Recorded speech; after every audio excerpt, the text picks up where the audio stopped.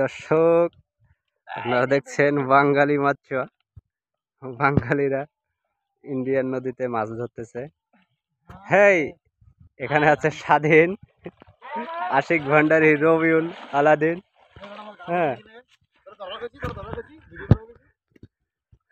হ্যাঁ রবিউল, বক্তব্য দাও। মাছ মারা কেমন লাগতেছে তোমার? মাছ মারা তোমার তোমার কেমন লাগতেছে? কারহা ধরো, কারহা ধরো।